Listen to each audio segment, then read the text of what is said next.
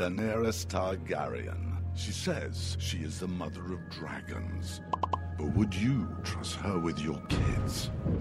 Her father was a maniac. She palled around with Dothraki terrorists. She asked the city of Karth for a government bailout. Then she lost 3 baby dragons after placing them in an unlocked wooden box. An unlocked wooden box. This Khaleesi wants to be queen of the 7 kingdoms, but can she be trusted?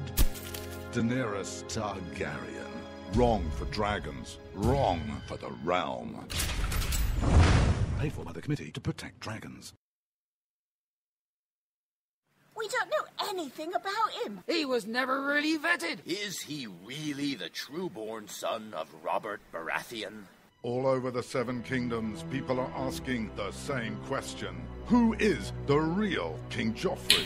The people of Westeros are hurting. Winter is coming. Crop yields are falling, and the price of fuel is going up. The cost of peat moss is through the thatched roof. And this young and inexperienced king takes advice from a whoremongering imp and has launched an illegal war in the north. What is King Joffrey hiding?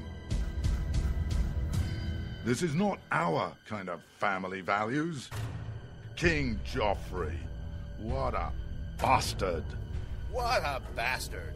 Paid for by the Baratheons for freedom.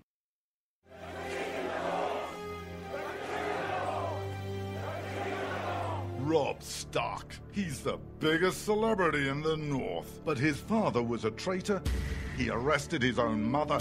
His bastard brother deserted the Night's Watch. And he couldn't defend his own castle. Worst of all, Robb Stark hasn't stopped the wildlings from invading our lands and taking our jobs. He even has an illegal alien for a nanny. And now he wants to be king in the North?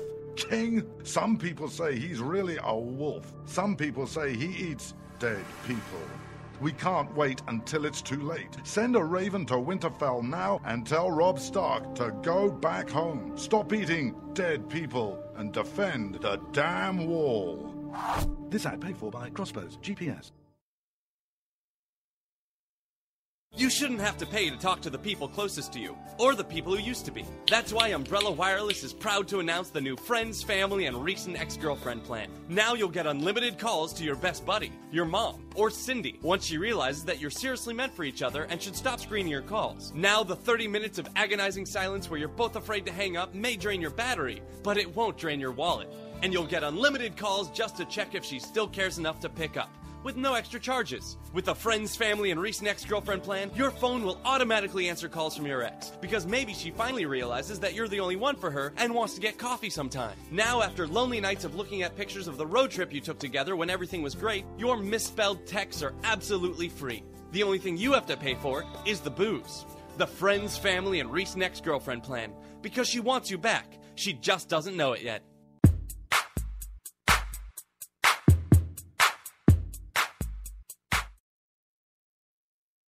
When you can't find anything to watch on cable, you get bored. When you get bored, you listen to radio cooking shows. When you listen to radio cooking shows, you invite a friend over for dinner. When you invite a friend over for dinner, you use twice as many beans. When you use twice as many beans, you expel deadly farts that kill your friend's dog. When you kill your friend's dog, your friend becomes unstable. When your friend becomes unstable, you're sued for everything you're worth. When you're sued for everything you're worth, you're thrown to the streets. When you're thrown to the streets, you devote your life to world domination. When you devote your life to world domination, you become an evil fascist overlord. When you become an evil fascist overlord, old friends plot their revenge. When old friends plot their revenge, you are shot in the back of the head. And when you're shot in the back of the head, you miss your jazzercise appointment. Don't miss your jazzercise appointment. Upgrade to Indirect TV. Go online or call 1-800-ERECT-TV.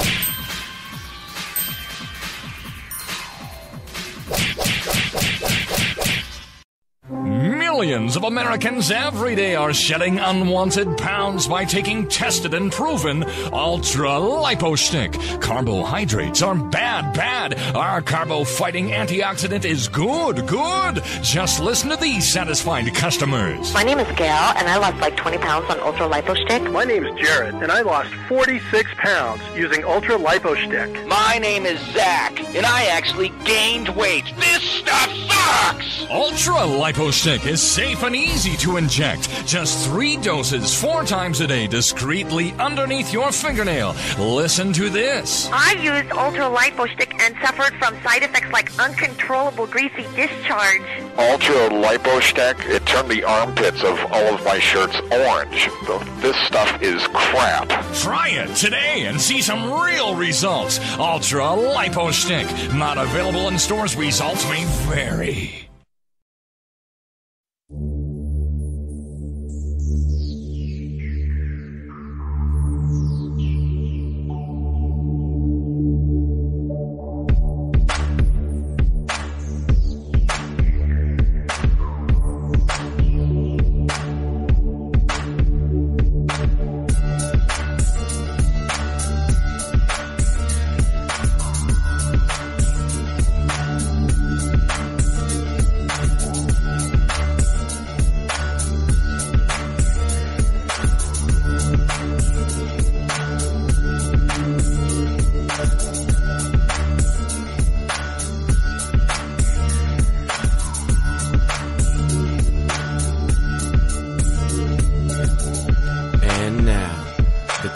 Most politically incorrect black man on the planet, Rod Eccles.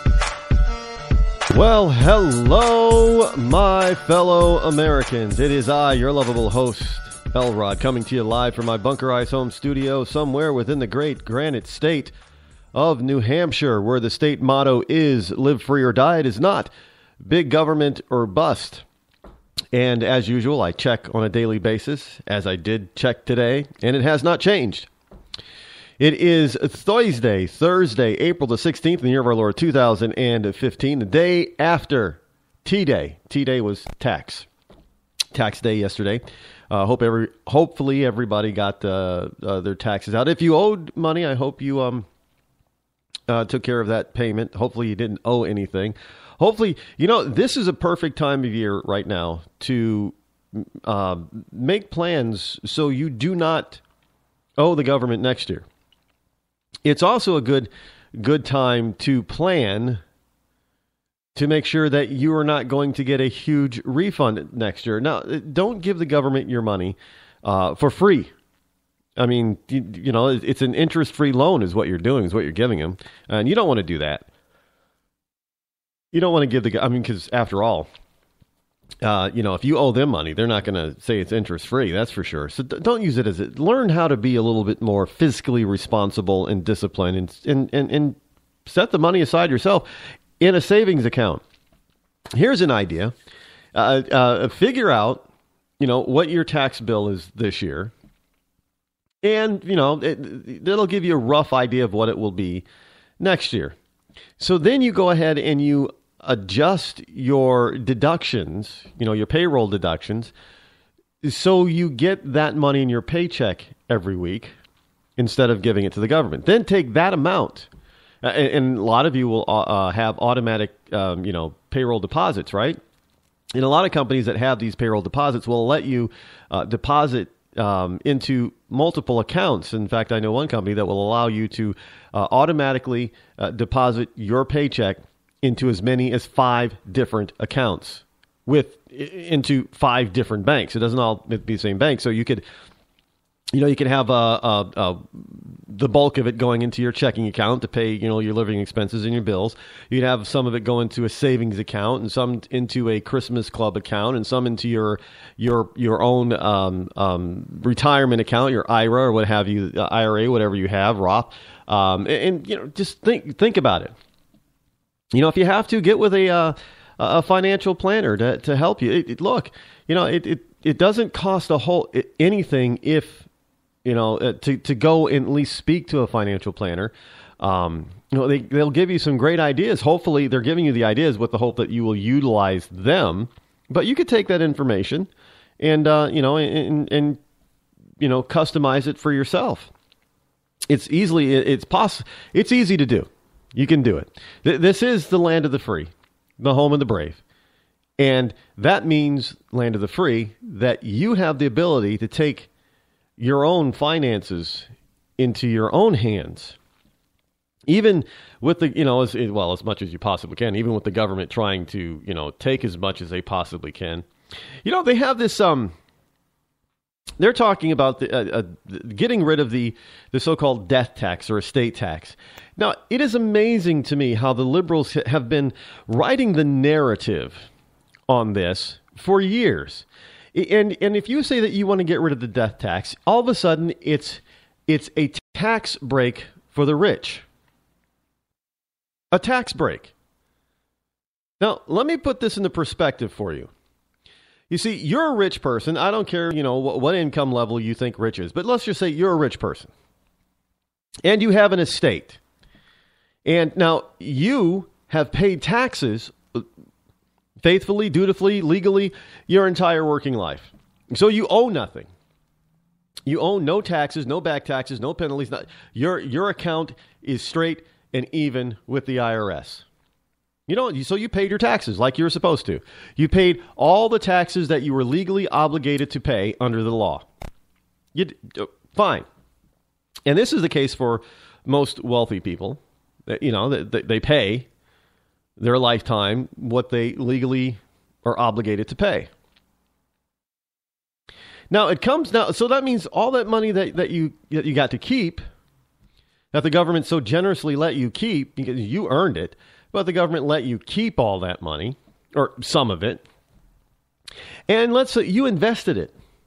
You put some in savings, you put some in bonds, you put some in gold, you put some in stocks, maybe you put some in real estate. So you have all of this, over your lifetime, you've garnered all of these assets.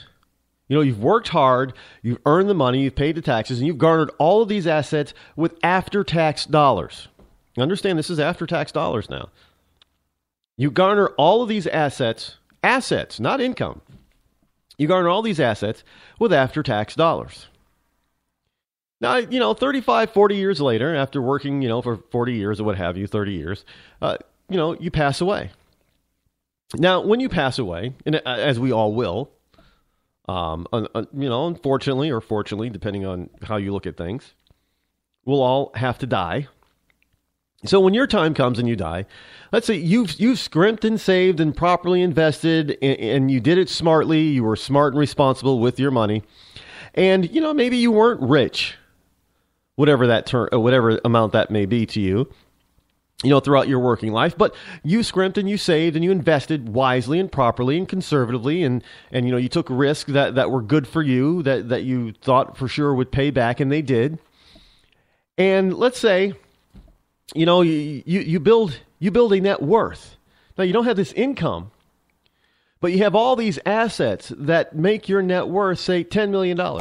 Because, you bought a couple of income-producing properties. Maybe one of them's commercial, small commercial plaza. You have a couple of small apartment buildings, and you have some bonds, and you have some stocks, and your retirement account and everything. It all adds up to about $10 million. That's the value of it. That's not the cash that you get out of it every year. That's not what the estate is going to get in cash every year as income. But the value is, let's say, $10 million. Now, what the state and the federal government want to do after you die is say, hey, now that you've died, we're going to take those assets that you garnered and earned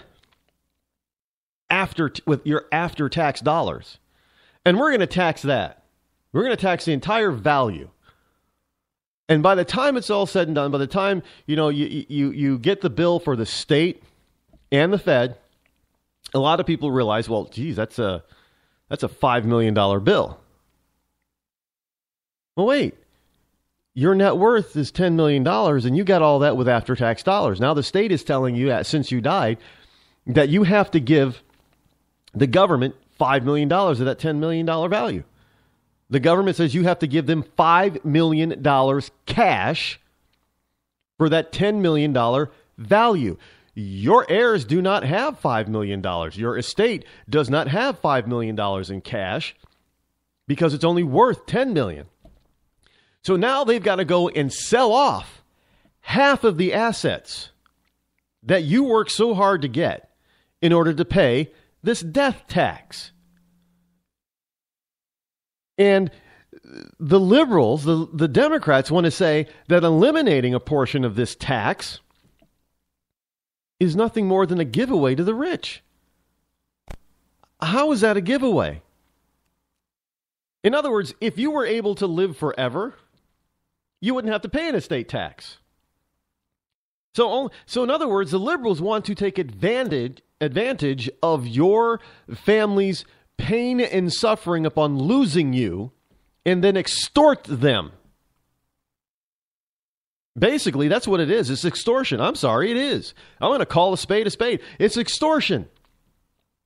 Simply because you died, the government wants half of what you earned legally and properly after taxes, and they're telling, well, no, we don't want the assets, we want the cash. Well, hey, Mr. Government Official and the IRS, in order for us to give you the cash, we got to sell the assets. Now, don't you know that in some cases, if your heirs are not careful in how they sell those assets, they're going to owe taxes on what they sell, too. Oh, yeah, that is a fact. So not only are they going to have to pay the $5 million death tax, but selling $5 million in assets is going to trigger other taxes that they're going to have to pay on top of that. And you want to tell me that you're giving the rich a break? Hey, you weren't rich when you were working. Maybe you made, $50,000, $60,000 a year on average throughout your working career. You aren't rich, but yet and still, well, they get a $3 million, you get a $3 million, whatever it is, exemption. So what? The whole damn thing should be exempt. There should be no estate tax. There should be no death tax at any level. The government's already taxed that money. And they've probably taxed it, if you lived a long time, multiple times. It's already been taxed.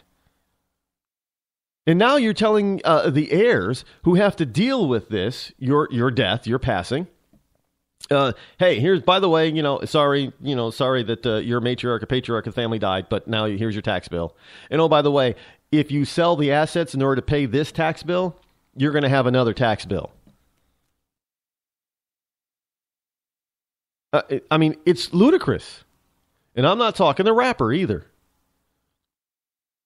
I know some of you in Rush Limbaugh's Real Linda do not know what I just said.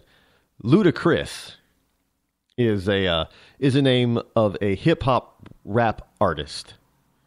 I don't even know why they call them artists. I do not consider musicians, modern musicians. Well, I don't consider most musicians to be what we call artists. An artist. I don't think music, as we know it today, is really art. But that's just my own opinion. But that's what everybody calls them. They're artists. Any more than an actor is an art. I don't believe an actor is an artist either. Hell, I don't even think a lot of artists are actually artists. You remember the picture of the crucifix in a jar of piss? Really, is that art? I know art is in the eye of the beholder. Well, this beholder says with his eye that's not art. But I digress. I know that's probably going to get me in trouble with some people, but too bad. I don't think that's art. So your heirs have got to come up with the cash to pay for what happens to everybody. You died. So let's put it in perspective. You work all your life. You didn't have a 6 or 7 figure income all your life, but you scrimped and you saved and you invested properly, and you ended up with a good size estate, large value. Maybe it's throwing off $1 million in cash every year. Maybe it's only throwing off $100,000 a year in cash for you. In any case, you're still paying dividends, dividend taxes and other taxes on that income from those assets. So you're paying taxes. And so now you die. And now your heirs have to pay for your death. Not only do they got to pay for your funeral, but they have to pay the government for your death. And then the government says, well, you got to pay us in cash. And that cash is based on the entire value of the estate. Well, we don't care that the estate is only generating $100,000 in cash every year. No, it's worth $10 million. So you got to give us half. At the various levels of government. Your total bill is going to be half. Well, okay, so now you have to sell some of those assets in order to pay that tax bill. And then they'll come back and tell you again, well, now that you sold some of those assets, well, that generated a certain amount of income or dividends for the estate. Well, now you got to pay taxes on that. But wait, we don't have a $10 million estate anymore. It's only $5 million. Well, just because you sold $5 million. So now you've got to pay taxes on that. So your heirs are hit with a triple whammy. Your death and double taxes. Do you follow what I'm saying here? And I know that there are ways to limit that, but it's a shame that you have to go through so much trouble and so much cost in order to try to set up an estate that allows you to give your money to the people who you want to give it to without the government taking it first. I mean, that's sad. You've got to pay, hundreds, maybe thousands of dollars to set up all kinds of, accounts and to set up your will and your trust and all that kind of stuff in order to keep the government's hands off of what you've already paid taxes on from taking more. But yet a Democrat will tell you, oh, well, that's no big deal. But if you don't allow us to do that, if you don't allow us to rob you from the grave, because that's basically what the government is doing, robbing you from the grave. If you don't allow us to grave rob you, well, that's the same thing as giving a tax break to the rich. And that's how they frame their arguments all the time. It's based on class warfare. Because, the rest of us, we're supposed to be jealous and upset that you were fiscally responsible. And for those of you in Rush Limbaugh's Rio Linda, fiscal means financial. So you were financially responsible throughout your life. You made wise financial decisions. And now upon your death, you are going to be punished. And not only are you going to be punished, but so are your heirs. Now, of course, you're dead, so they can't throw you in jail. But they can seize the assets, your assets that you wanted your family to have, if they do not or cannot pay the tax bill. And look, this is what happens to a lot of family farmers. We were losing family farms left and right due to the death tax. Because, hey, all of a sudden the farmers' land, especially in the 80s and 90s when we had the roaring real estate markets and land values all over the place were shooting up, all of a sudden a farmer who, maybe his farmland at one point was worth $100,000, but all of a sudden with the real estate bubble, now that property is worth $1 million, and the farm family is finding, well, now that it's worth $1 million now, and they die, and the government comes in wringing their hands saying, you owe us. And the farmer's like, what are you talking? The farmer's surviving family is saying, what are you talking about? We don't have $500,000 to pay you. Well, it's not our fault. Well, the farmer's saying, well, it's not our fault either. We didn't say that our land was worth $1 million. You guys did. We've been paying taxes on it for all these years. And we've watched our tax bill go up and up and up and up and up and up. But we never said that the property was worth it. We weren't trying to ask for $1 million for this, but now you're saying it's worth $1 million, so now we got to give you $500,000. We don't have $500,000. Guess you're going to have to sell the land. And that's why farmers were losing land left and right. That's why farm families who farmed the land for generations were finding themselves on the outs because of the death tax And you know who saw it? Regular people like you and me at the time, we didn't see that coming. You know who saw it coming? Your legislatures on the state and federal level. Oh, yeah, they saw it coming. That's why they enacted certain laws that attached to that death. Because they saw a new source of income, a huge source of income. And now, you got Republicans who are rightfully so saying, let's get rid of this thing, this death tax. Let's stop punishing people for doing the right thing all their working life and being successful enough to end up with something that they can pass on to their posterity. Let's stop punishing them for that. And Democrats want to use class warfare instead of saying, well, let's find a common ground medium. All this, no, they're not interested in that. All they want to say is, well, this is just going to give the rich a tax break. But in reality is, the people that is going to hurt the most are the everyday middle class people who've worked all their lives so they have something to pass on to their children and their grandchildren. They're the ones being hurt by this, just like the family farmer. You know, they didn't make out like bandits when real estate property or real estate values went through the roof, because most of them, they kept farming the land. But then they end up having to sell it. And you would think, well, geez, they made a big penny off of selling it. But no, now they had to pay two tax bills. They had to pay the death tax bill for one. And then they had to pay all the income and dividend and all the other taxes that come along with selling the land. So by the time they paid all their tax bills, they pretty much had very little, if anything, left. They might have ended up with $200,000 to $250,000 out of that $1 million valuation. What are they supposed to do with that? Start over with that? How? Especially when the land around them and houses around them are costing more than $200,000 or $250,000. They're dead in the water. They're like a boat without a motor and a rudder. And who saw this coming? Well, obviously not the everyday folk like you and me.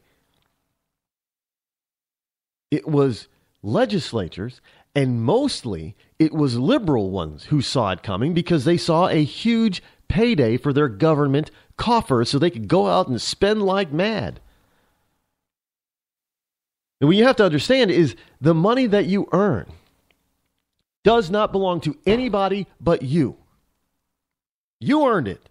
You're trading your time, of which we all have a limited amount of. And I'm not talking about everybody's got 20. We hear the thing, everybody's got 24 hours in a day. Yeah. But that's, you know what? Right when it comes right down to it, that's BS, because it doesn't matter. But we all have a finite number of 24-hour days. I mean, some people have more than others, yes. But we've all got a finite number of days. So you are trading your time, something that you can never, ever get back. You cannot save it and tack it on to the end of your life. Okay, this year I saved a total of, out of 365 days this year, I saved a total of 24 hours. So that an extra day gets tacked on to the end of my life. No, that does not happen. You cannot save time. All you can do is every single second is spend it. And you have chosen to spend it wise enough so that you have something left over for you and for your family when you leave this planet. And the government wants to punish you and your family for that. No, that's all it is punishment. It's just an income grab. It's a money grab, because the government thinks that all the money that is ever created actually belongs to them and not you. You're the one that traded your time for dollars, because that's all it is. I don't care if it's $5 an hour, $15 an hour, $30 an hour, or $100 an hour. You're still trading your time that you cannot get back for money. So what the government is really saying is not all the money belongs to them, but you and your time belongs to them. Now, when you start thinking of it that way, because that's what taxes are, is you're trading your time to give your time to the government, because the government says, oh yeah, if you're in a 33% tax bracket, 33% of your time every day belongs to the government. Hey, folks, I'm telling you the truth. Don't doubt me on this. I'm not wrong.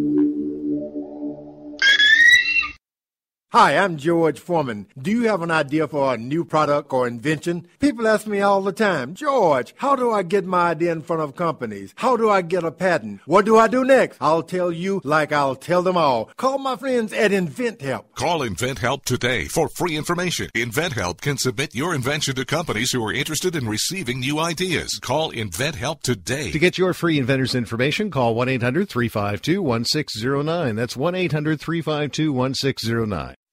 If you want to work until you keel over, have less of everything in retirement, or give back more of your hard-earned money to the stock market again, then just ignore me. But if you'd like to protect the money you save, receive a steady, predictable retirement income, and enjoy financial security for as long as you live, then listen to this. You can download a free report that reveals the wealth-building secrets Wall Street and the banks don't want you to know. You'll learn how you can get guaranteed growth, safety, and real prosperity without risking your money in the Wall Street casino, and how to get the money you need when you need it, simply by asking for it. This is the best way to have a 100% secure retirement, and know your money will last as long as you do. To learn more about this method, and to get your free report, go to 52security.com. That's the number 52security.com. 52security.com. Go to 52security.com.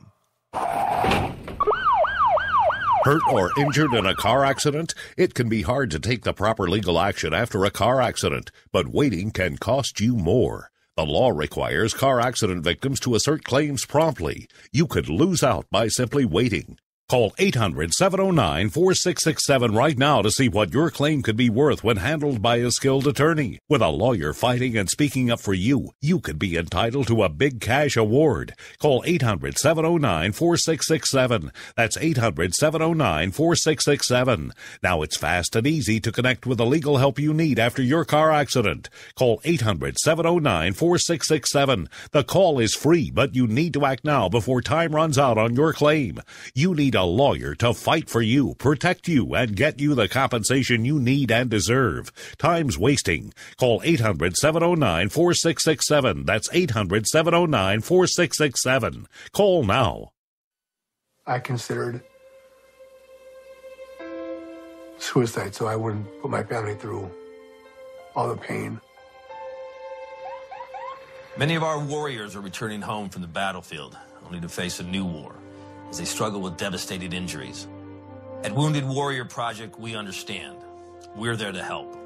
Even though you think you're broken, you're not. It's the physical and the emotional healing that Wounded Warrior Project provides. With a gift of just $19 a month, you can join Wounded Warrior Project. You'll help provide critically needed programs and services that rebuild lives. Beautiful. There you go, buddy. The ongoing needs of our wounded and their families will continue for many years to come. Now is the time to show your support. Call now or go online with your gift of just $19 a month, and we'll send you this Wounded Warrior Project blanket. It made me feel that there's people out there that care about us. After this event, we can finally maybe start to heal as a family and move forward. We need your help. The families are hurting. For many of our wounded heroes, the greatest casualty is being forgotten.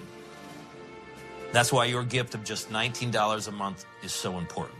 Please, call or go online right now. You shouldn't have to pay to talk to the people closest to you, or the people who used to be. That's why Umbrella Wireless is proud to announce the new Friends, Family, and Recent Ex-Girlfriend plan. Now you'll get unlimited calls to your best buddy, your mom, or Cindy, once she realizes that you're seriously meant for each other and should stop screening your calls. Now the 30 minutes of agonizing silence where you're both afraid to hang up may drain your battery, but it won't drain your wallet. And you'll get unlimited calls just to check if she still cares enough to pick up, with no extra charges. With the Friends, Family, and Recent Ex-Girlfriend plan, your phone will automatically answer calls from your ex, because maybe she finally realizes that you're the only one for her and wants to get coffee sometime. Now, after lonely nights of looking at pictures of the road trip you took together when everything was great, your misspelled texts are absolutely free. The only thing you have to pay for is the booze. The Friends, Family, and Recent Ex-Girlfriend plan, because she wants you back, She just doesn't know it yet.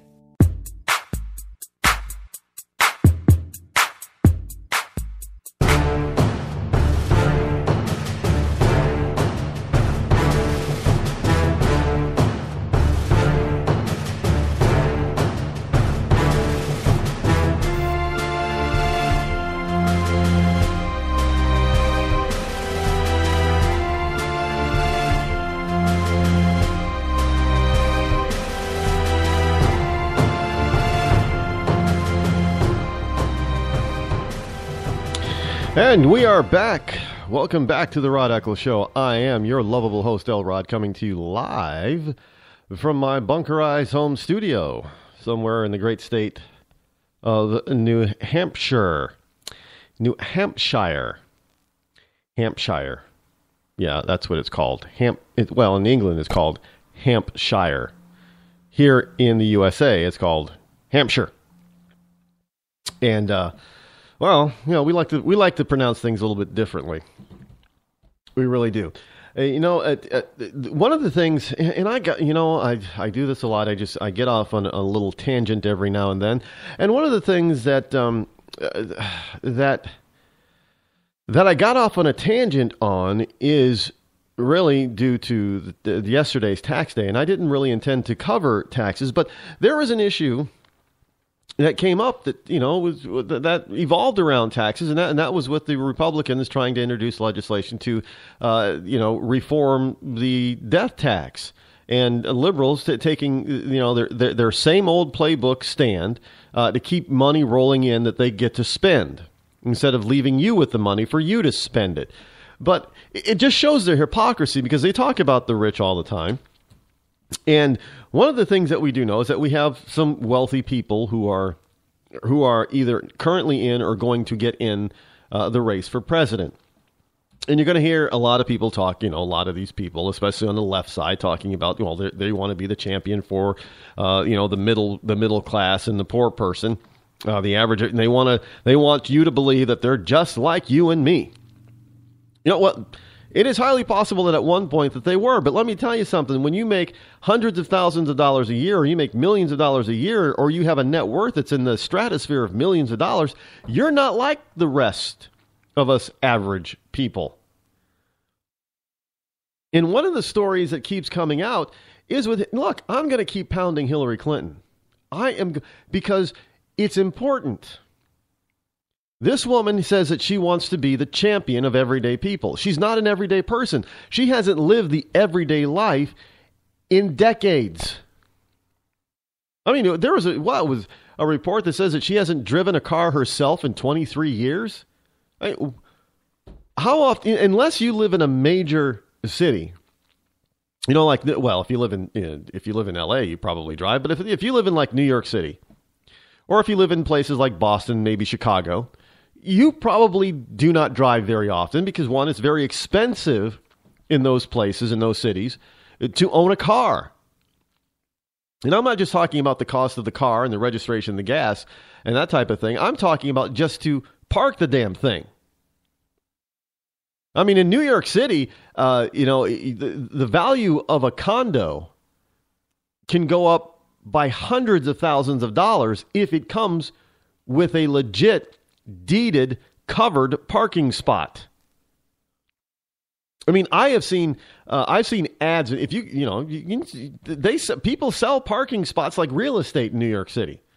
Oh, well, it is real estate, but they sell like a house. And some they can go as far. I've seen a single parking spot in New York City sell for $75,000. Now, it's just a parking spot for your car.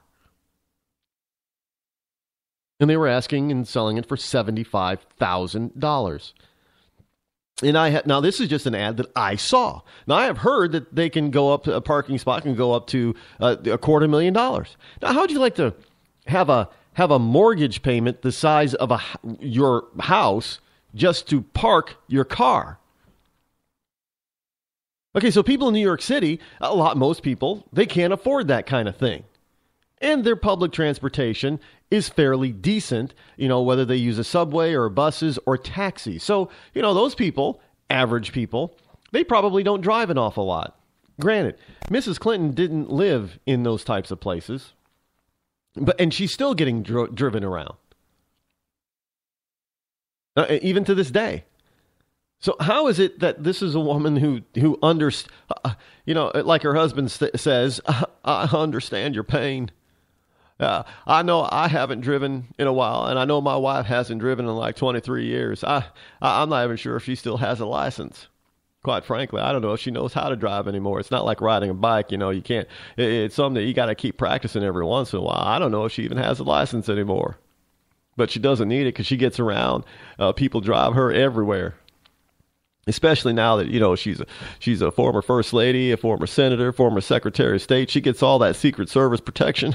I ain't got to worry about her at all. She's always got herself a driver. Hey, guys, if you're one of those male chauvinists who don't like women drivers, here's what you do. I'm telling you, it works beautiful. You don't want to have to drive your wife around.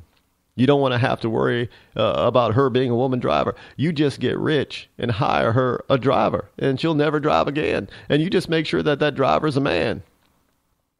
Well, just make sure he's not a good-looking man or he's an old man like driving Miss Daisy. But she hasn't driven, I think that's what I heard, 23 years. So we're talking over 2 decades.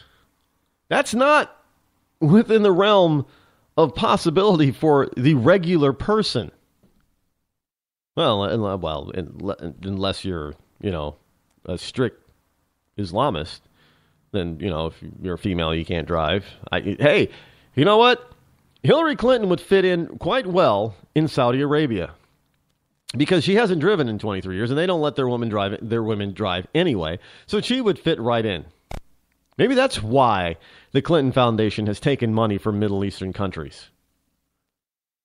Because she fits right in. All she needs to do is to wear that headscarf, the hijab, however you pronounce it, the hijab, hijab, whatever. Look, it's a scarf. It's a head covering. Maybe if she wore that, we'd really know where her loyalties lie. But she does not know what it's like to be you or me. She has not been you or me in nearly longer than that because, Bill was, governor for quite a while. And, she's always lived outside of or above the rest of us for 30 years now. She doesn't know what it's like to live like the rest of us anymore. And if you ask a rich person honestly, hey, do you know what it's like to be your just like your workers? If they're honest, most of them will tell you, well, it's been a long time since I've only earned $30,000 a year or something like that. I don't know what they're going through. It's been a long time. I know we hear it all the time. Some rich people, they like to tell, well, yeah, I was once poor like you. I know what it's like. No, you don't know what it's like anymore. You know what it was like back then, but it's different today. You don't know what it's like. Now, I'm just being honest. I don't know what it's like to be dirt poor like that because it's different when I first started out versus today. It is for most people who are poor. Truly poor in this country. They probably have a harder time making ends meet than we did, years ago. Most definitely, it's a lot different, a lot harder today than it was when Clinton was, starting out in their lives. But here she's talking about being an ordinary person and being the champion for the ordinary person. Yet she doesn't treat people like ordinary people would treat other people. Here's the story. You've probably heard it already. Clinton goes into a Chipotle. She parks the Scooby van. That's not a normal vehicle anyway. She's not driving it. At least I don't. If she did get behind the wheel and actually pulled out in the traffic, you would see pictures. The lamestream media would be all over it. They'd be telling, yeah, see, Mrs. Clinton's just like us, man. She can drive herself. But they haven't. There are no pictures like that because she hasn't done that because she thinks she's too good, really, to drive. And look, and I understand certain security issues. But hey, I've heard stories about, Ronald Reagan. It was when he left office. He rode horses, and I heard him and Nancy drove their own cars. Now, I didn't see any pictures of it, so I can't, confirm that, but that's what I heard. George Herbert Walker Bush, he liked to go out in his boat. He rode, he drove his, I guess it's called driving a boat, drove his own boat. He drove his own boat while he was president. What was the last thing that Hillary Clinton actually piloted or drove? I guess you call driving a boat piloting, right? Yeah. When was the last time that you saw her or heard about her piloting or driving anything? Well, the rest of us we don't know what it's like to not have to do that. If we have a boat, we have to pilot the boat, captain the boat. If we have an airplane, we have to pilot that aircraft. If we have a car, we have to be the driver. Hell, half the time, especially if you have kids, you're the chauffeur. But she goes into Chipotle after being driven there.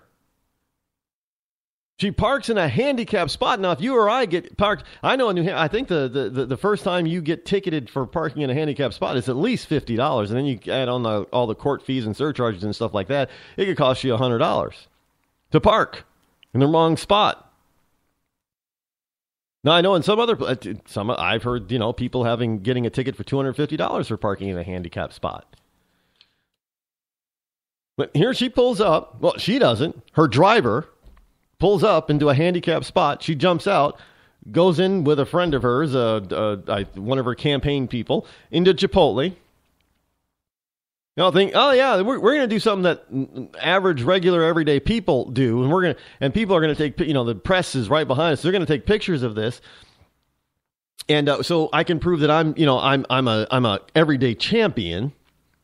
I'm just like everybody else. I know what it's like because I know what it's like to be, the average person because I went into a Chipotle. I mean, it's about as bad as, Barack Obama thinking that he's normal because he goes into a McDonald's or a fast food burger joint. I mean, hey, I'm sure everyday people, I'm sure you and I, we regularly have a bunch of security people running around making sure that the fast food joint is safe from rum squabs and thieves and criminals and other people of ill repute. So yeah, we have that regularly. But she goes. It's supposed to be just a spur of the moment thing. She's driving down the street and she says, "Hey, look at that right there. That's a Chipotle. Pull over. Let's go into Chipotle."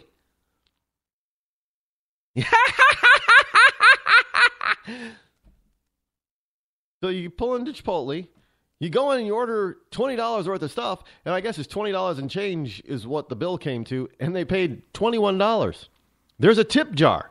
Now, I don't know, how many times have you heard stories, and there's stories all the time about somebody going into a restaurant of all kinds, it's a nice family-style restaurant to a diner, and they leave a ridiculous tip. I mean, the bill might come to $20, and they leave a $100 bill and say the rest is the tip. That's yours. Or the bill is like $100. They go in a nicer restaurant, and the bill's $100, and they put a $100 tip or a $500 tip on their credit card. And those are regular people. Or you get somebody you like, I just hit the lottery. I won $1,000 or something on a scratch ticket. You know what? I'm going to pay it forward and share a little bit because, waitress, because you look like you could use some help. So here's a $500 tip. We hear stories about regular people doing that all the time.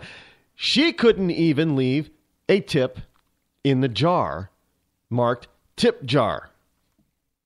And I can tell you that the people in Chipotle are not making $15 to $20 an hour. So a good portion of their income comes from what? Tips. Now, whenever I see a tip jar, I do try to leave a tip. I know people say, well, why would you leave a tip? But I know you have to be careful because there are some places that don't accept tips. Dunkin' Donuts around here, they're like gas stations. They're all over the place. Some Dunkin' Donuts allow you to tip their employees and some don't. They have a tip jar. I'll throw in, my bill is, at Dunkin' Donuts is never more than $5. Because, I'll get coffee and maybe I'll get a pastry or one of their sandwiches or something, and it's usually around $4 to $5. I'll put the change and another dollar bill in the tip jar if there's a tip jar. No, I don't know. $1 off on a $5 bill is pretty good. Especially all they did was, it's fast food. They're not serving me or anything. They're just giving it to me. He couldn't even do that. She could not even do that. But she's supposed to be out there representing you and me, regular people, being the champion for everyday regular people. She can't even support you, yet she's expecting you to support her. You see, you understand where I'm going with this, right? You understand what do you understand the words that are coming out of my mouth? You get 5 points if you know what movie that line came out of or came from. Again, I don't think Hillary Clinton would know, but regular everyday people like you and I would know what line that movie came from. We didn't even know the two actors who spoke that line. She probably doesn't, because she's not an everyday person like you or me. And she hasn't been for at least 20 to 30 years. She has no clue. And she's so clueless and so careless and so selfish and so self-centered that I don't know how you could possibly not notice a jar on the counter next to the cash register where you have to pay for your food that says tip jar on it. Oh, what'd she do? Did she turn to her friend and say, what does that mean? Here, I'll give you a tip. Vote for Hillary. That's a good tip. Vote for Hillary. And then she probably walked out of the, she did walk out because the manager says, yeah, she didn't leave a tip. They paid their slightly over $20 bill with $21 and they left. I'm sure as Hillary was getting in that car, there was that cackling laugh that came back.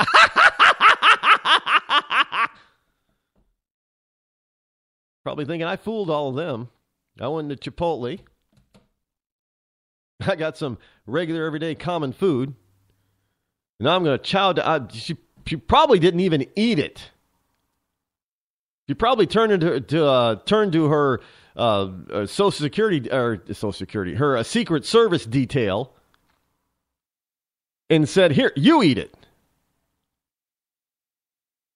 Now, my question is, well, you know how you know if she actually ate it? Because in about an hour later or 2 hours later, she's probably sitting in the bathroom for a while. Because look, I'm sure that her system is not used to such food. I don't know. Maybe Chipotle made something special for her. Maybe they had a filet mignon. Yes, I'll have that filet mignon burrito, please. I'm sure. Look, if it was on the menu, I am sure she would have ordered it, and probably would have been the burrito was probably $20 for that if that's the case. But look, I am sure she didn't even she parked in the handicap spot, so she didn't even pay the parking meter. Think about that for a second. She had her driver pull into a spot. And probably because it was, the closest to the door of Chipotle. Half the time when you're driving around places, the handicap parking spots are empty. That's just an observable fact for me. They seem to always be empty, and you can't park there because you'll get a ticket or towed. And so she pulled in there because it was probably close to the door, so she wouldn't have to walk very far. Unlike the rest of us regular people, sometimes we have to walk a block or two in order to go to the place that we want to get to because there's no parking spots nearby. Yeah, but that's what everyday people do. That's what regular folk do. They walk. And sometimes they walk a great distance. But not Hillary. Oh, no, she couldn't walk. So they pulled into a handicap spot. Now, so maybe, I don't know, old grandma who's on a cane, who walks with a cane, or a walker, didn't have a place to park because Hillary's Scooby van was there.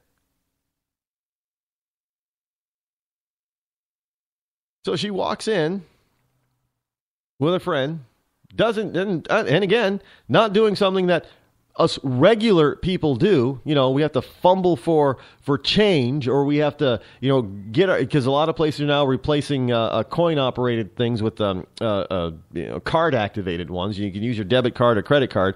So we're either fumbling for some change, trying to find some change to put in the parking meter so we don't get a ticket, or we have to walk over to one of those machines that'll accept our debit or credit card, so we can take that little slip of paper that is printed out that says that, we have this much time to park, and we have to go back to our car. I mean, think about this now. Yes, they do try to place these machines every so often, so you're not walking too far. But think about this. Us regular people, we have to find a regular parking spot. We have to pull into that regular parking spot. Then we have to either find the change in our pockets or in the car somewhere, and we have to go to the meter, and we have to feed the meter. Or worse, if we don't have, coin-operated machines in our town anymore, we have to find one of those machines that will accept our debit or credit card. And then we got to wait there for it, to clear our bank and get printed out these little pieces of paper that say, okay, you have like 10, 15, or half hour of parking. And then we have to walk back to our car and stick it in the window. And then we get to walk to our destination. So then we get to walk to Chipotle. And then we get to go in. And then when we order and we pay, we see the tip jar. Most of us regular people will leave a real tip. She didn't do any of that. I don't know. Is that a regular person to you? That's not a regular person to me. Look, this woman doesn't know anything. All she wants, she's faker than fake. I mean, Hillary Clinton is so fake that even fake people say, man, you fake. Think about it. This woman is so fake. She's so phony. She's such a liar. That even world-renowned con artists look at Hillary Clinton and say, damn, if I was good as you, all I need to do is pull off one scam, and I'd never have to work another scam the rest of my life. Because this woman has pulled off scam after scam on us. Oh yeah, she almost pulled off the ultimate scam of becoming, president the first time around in 2008, 2009.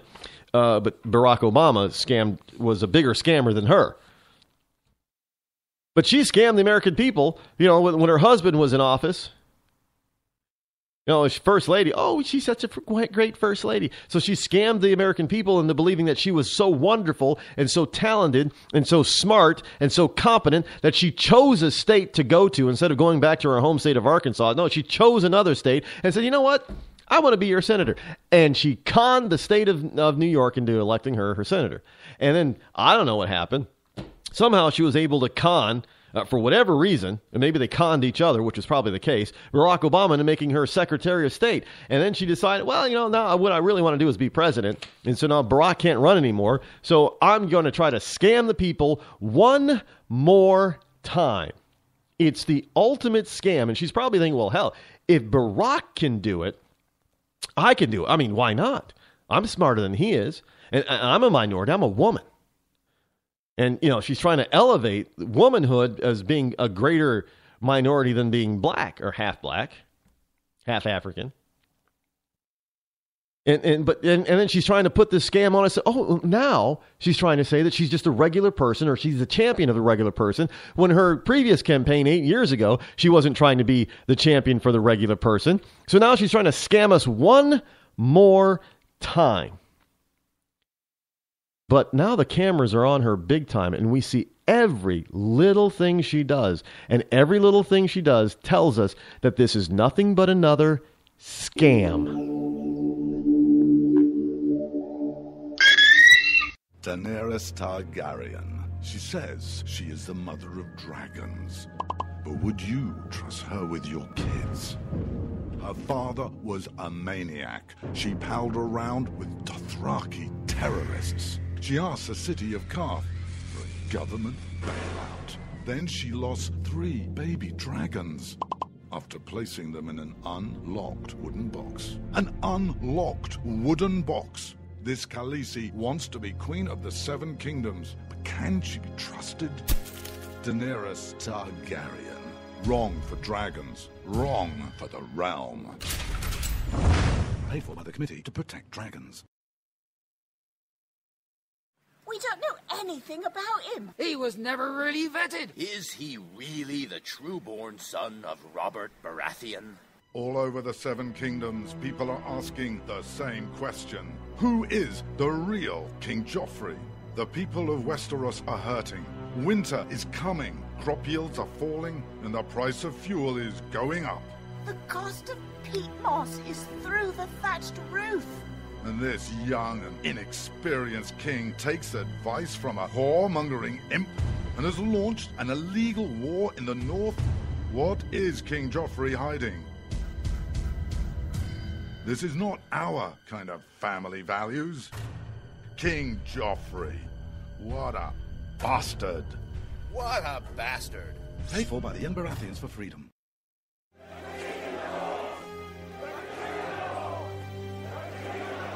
Robb Stark. He's the biggest celebrity in the North. But his father was a traitor. He arrested his own mother. His bastard brother deserted the Night's Watch. And he couldn't defend his own castle. Worst of all, Robb Stark hasn't stopped the wildlings from invading our lands and taking our jobs. He even has an illegal alien for a nanny.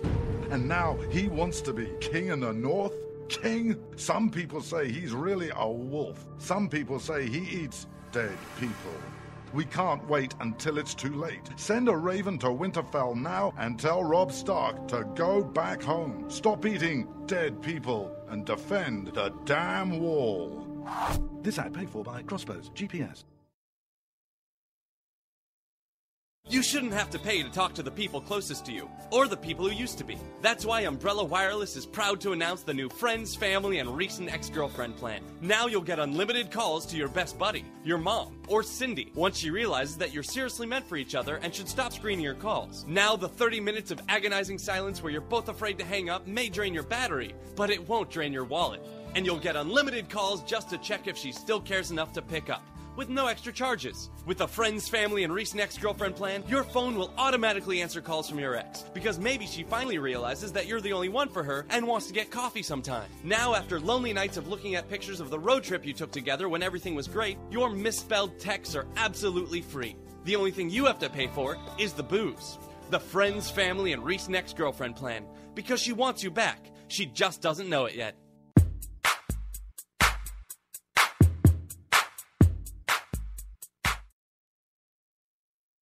When you can't find anything to watch on cable, you get bored.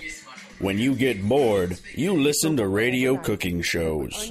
When you listen to radio cooking shows, you invite a friend over for dinner. When you invite a friend over for dinner, you use twice as many beans. When you use twice as many beans, you expel deadly farts that kill your friend's dog. When you kill your friend's dog, your friend becomes unstable. When your friend becomes unstable, you're sued for everything you're worth. When you're sued for everything you're worth, you're thrown to the streets. When you're thrown to the streets, you devote your life to world domination. When you devote your life to world domination, you become an evil fascist overlord. When you become an evil fascist overlord, old friends plot their revenge. When old friends plot their revenge, you are shot in the back of the head. And when you're shot in the back of the head, you miss your jazzercise appointment. Don't miss your jazzercise appointment. Upgrade to Indirect TV. Go online or call 1-800-ERECT-TV.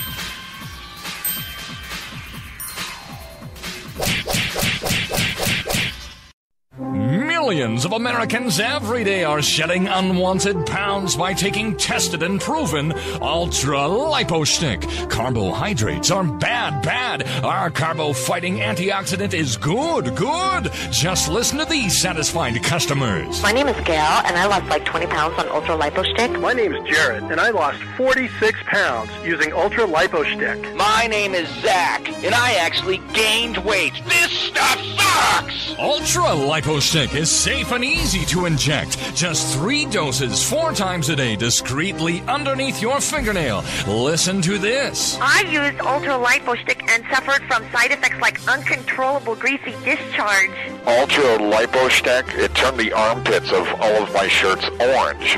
This stuff is crap. Try it today and see some real results. Ultra-lipo-stick. Not available in stores. Results may vary.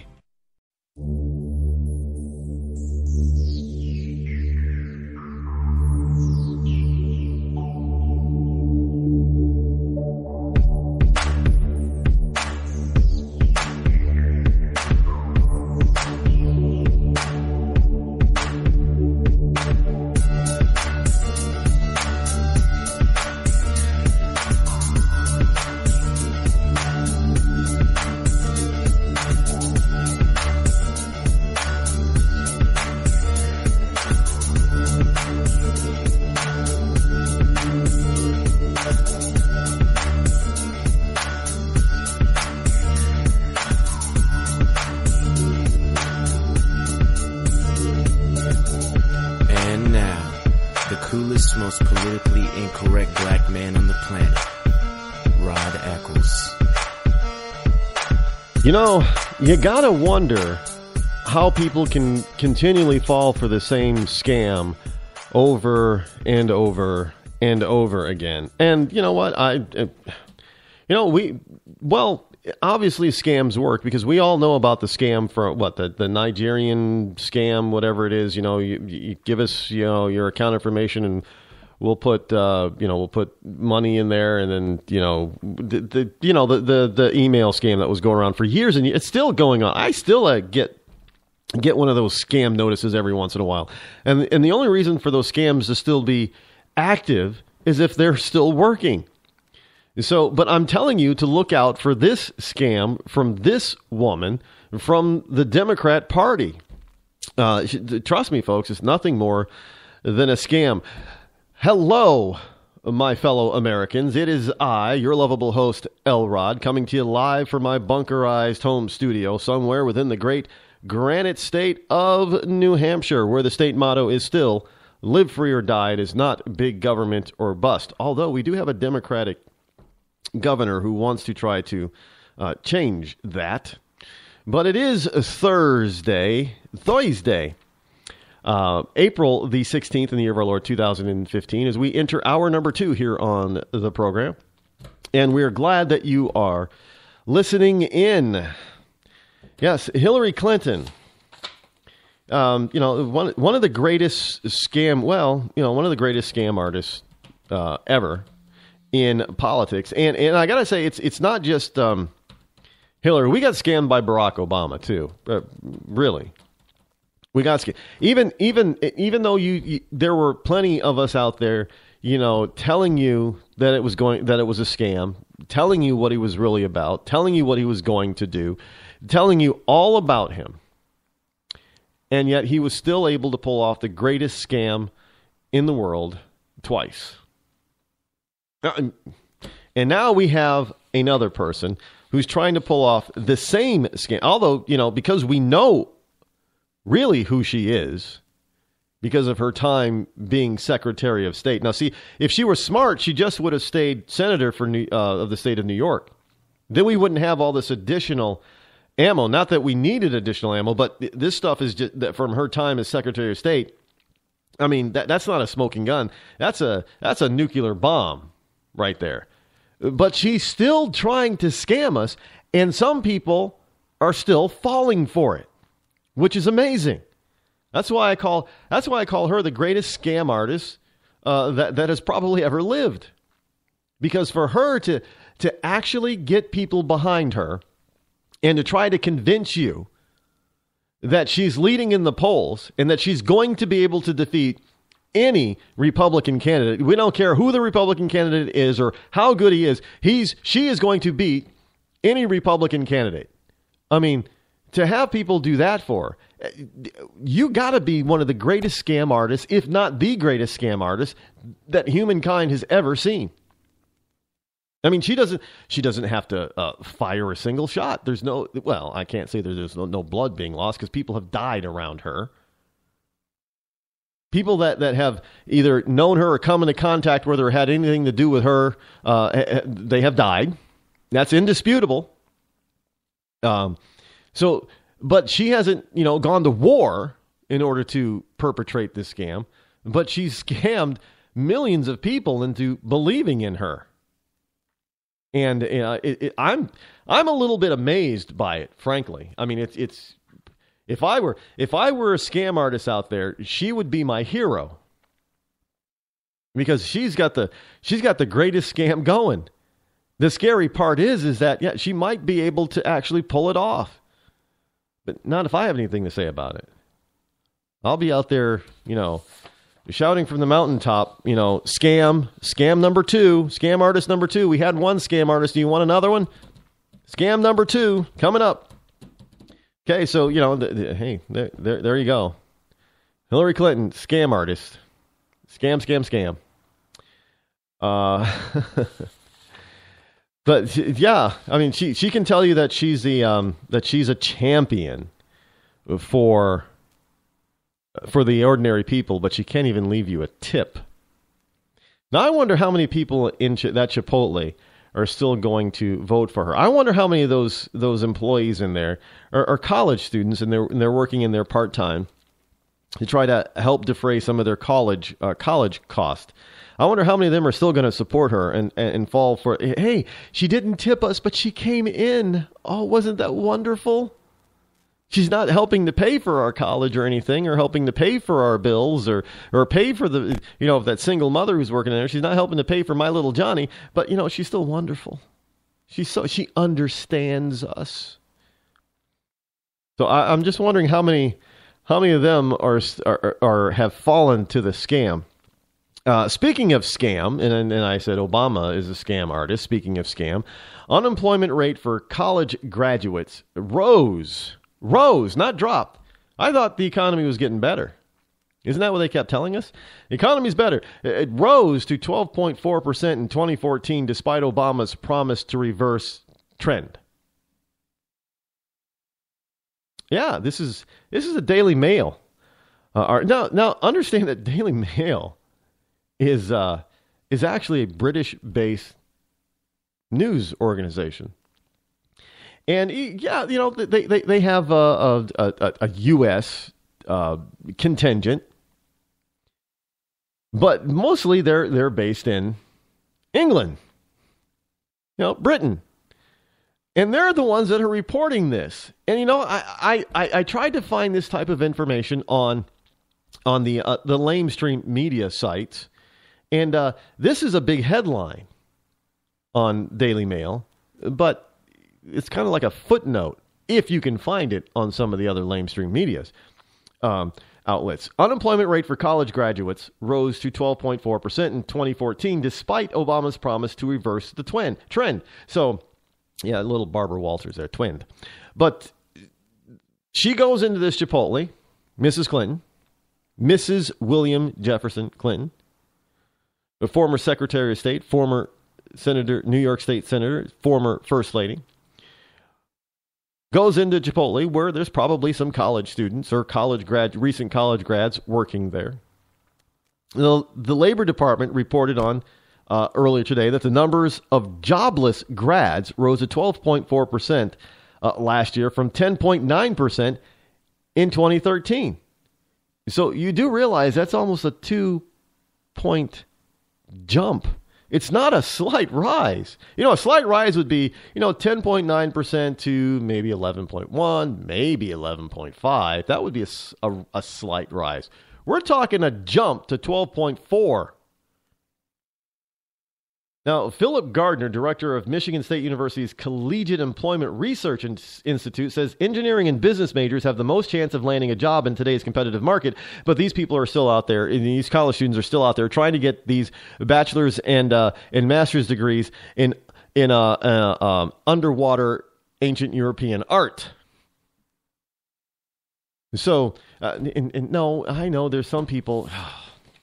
I probably shouldn't have said it, but I know there's some people in Rush Limbaugh's Real Linda that think that that's a real degree. No, I'm being facetious about that. But look, a degree in international women's studies is a real degree, by the way, in some colleges in this land.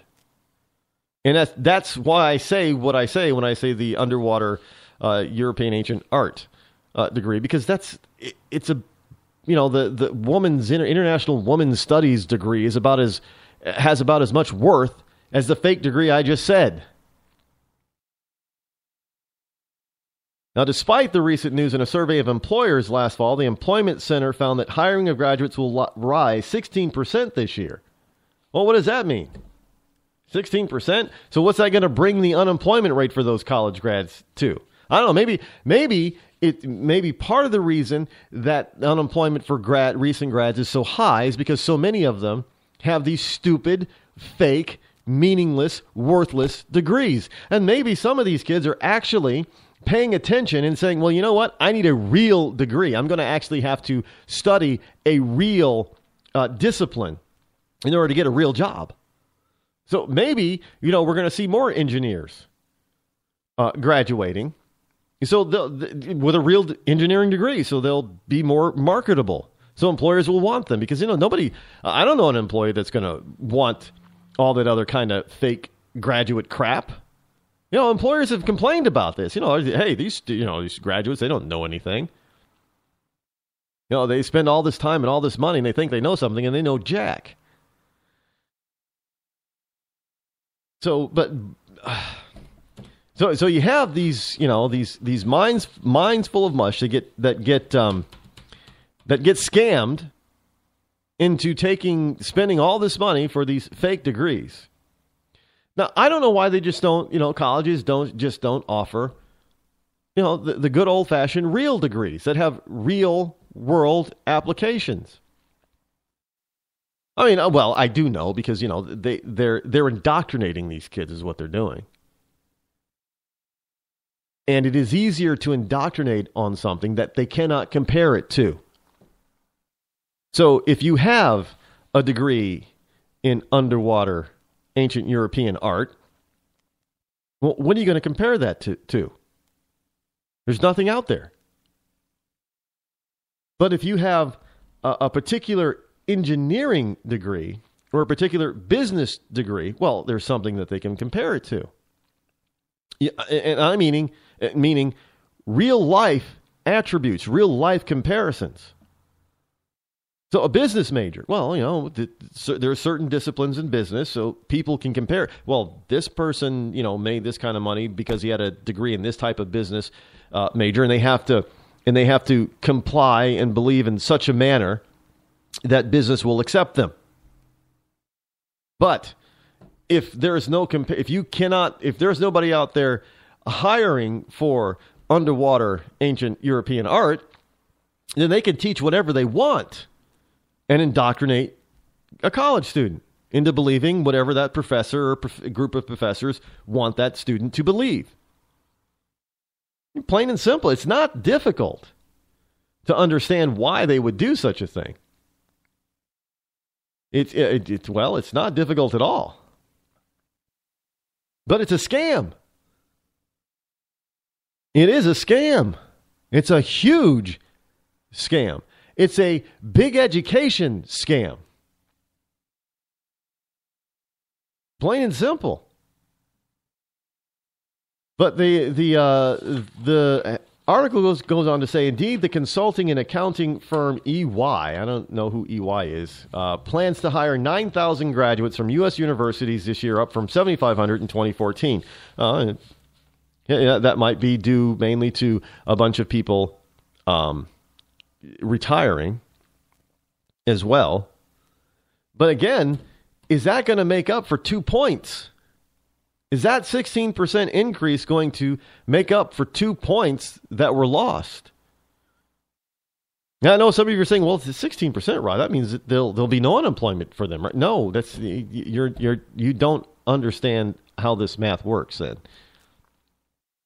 In other words, it's only a rise of 16% over the amount of people that are currently hired this year, or that were currently hired, or that were hired last year. So in other words, a 16% rise is basically going from 7,500 to 9,000. That's the rise. Is that going to impact that 2 points? Are we going to get back down to 10.9% off of that 16% rise? No. No, that's not enough there. That's like, saying that people, the unemployment rate in Rio Linda, Rush Limbaugh's Rio Linda is only, is under 6%, when we still know that it's in double digits, over 10%, because we're looking at the U6 numbers and we're counting all the people who could get a job or who are employable but can't find one, so they stop looking for a while. We can also look at the numbers and the rise in the number of people who are getting government assistance in one form or another that before did not qualify because they were what? Actually contributing and working and earning a living. Now, I know that some of that is due to the government raising the base level of what it takes to get government assistance, but at the same time, there's more people out there who qualify simply because they don't have a job, because the unemployment rate is still over 10%.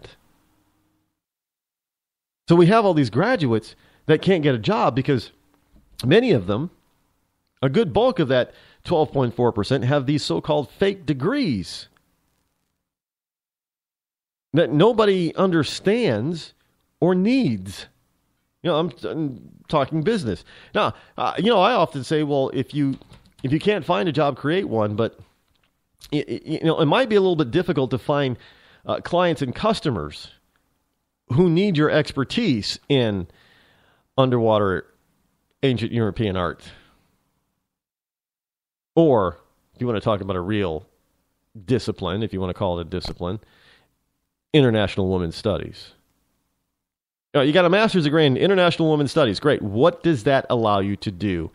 How can you market that kind of a degree? Who needs that type of a degree? Well, maybe the United Nations, the UN might hire you, but, hey, there's only so many of those jobs available. And we're not talking hundreds. You're probably lucky if there's single-digit openings in that type of, with that the need for that type of degree on an annual basis. Speaking of jobs, though, we have another story here. This is, again, the great scam artist from Barack Obama and his co-scammers that believe in so-called man-made global warming or global climate change. And this is from the Washington Times, and the headline is, Obama's climate change rules could kill nearly 300,000 jobs. Does a report. 300,000 jobs could be lost to climate change rules. Now, basically, it starts off that the fate of President Obama's climate change plans now rests with 3 judges who heard oral arguments earlier today in a case that will decide whether the Environmental Protection Agency can move ahead with historic limits on power plant emissions. The monumental case came before a federal appeals court on the same day. New data was released showing the EPA regulations could lead directly to the loss of nearly 300,000 jobs. So if Obama gets his scammable regulations his scamming regulations, we could see 300,000 jobs evaporate. Now, understand, they're talking about industry jobs, which will then have a direct and indirect effect on other industries that revolve around or depend upon the energy producing, like coal plants industry. And you know, here, look, with the falling, let me give you an example. We have falling oil prices. And of course, that is kind of being led by Saudi Arabia and OPEC, trying to force the price of, a barrel of crude oil down.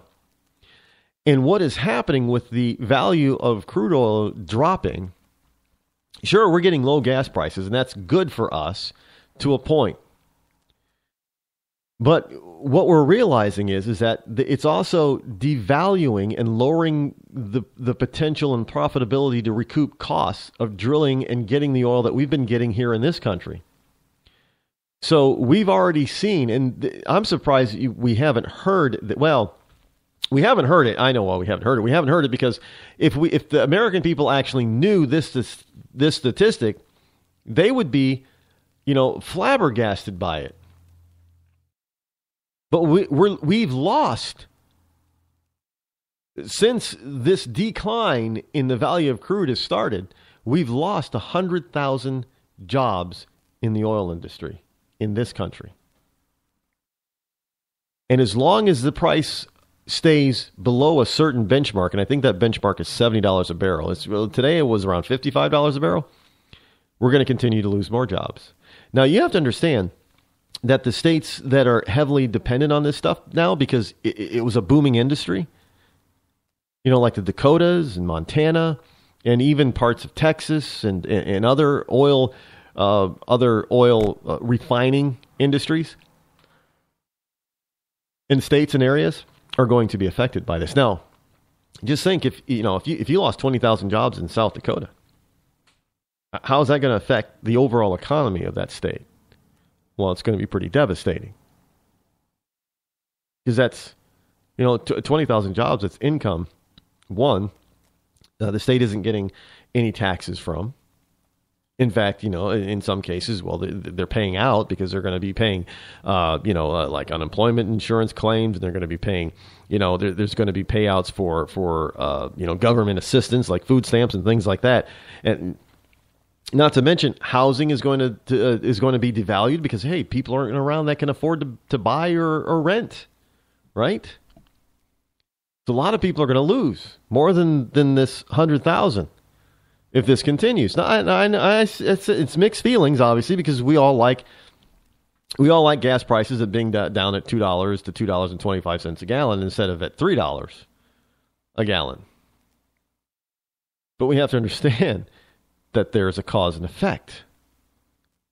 Well, hello. If there's a cause and effect for having, lower gas prices, we're to the tune of 100,000 jobs and counting, how is it that it's not going to be the reverse or the same type of effect by increasing business cost? So if the oil industry needs let's just use I think it's $70 a barrel. If they need $70 a barrel in order to keep the current boom, if you will, going and people employed, because that is the cost of doing business and breaking even, is at $70 a barrel. Well, what happens when you start raising minimum wage on people? Well, now the cost of breaking even for that business goes up as well. Well, if you don't have people that can afford that new break-even cost, what's going to happen to the business? Well, they're going to lose business. Well, what's going to happen to the employees? They're going to have to let employees go. Hello? I mean, it doesn't take a rocket scientist to figure this stuff out. But you would think that these people have scammed the American people so bad and for so long that it's difficult for some people to fully understand the facts that are before them. It is so hard. Look, they've been scammed. These kids have been scammed to get these fake degrees that when they get out of college, they expect to have these six-figure jobs. But hey, the degree is worthless.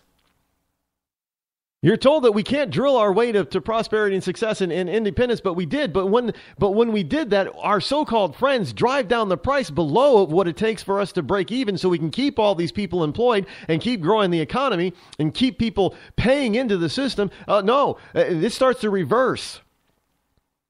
And then we got these idiots out there who are talking about, well, we need to raise the minimum wage. Well, raising the cost of the baseline, the break even of businesses. And we're expecting nothing to change because that's what we're told. Man, that is a major, beautiful scam.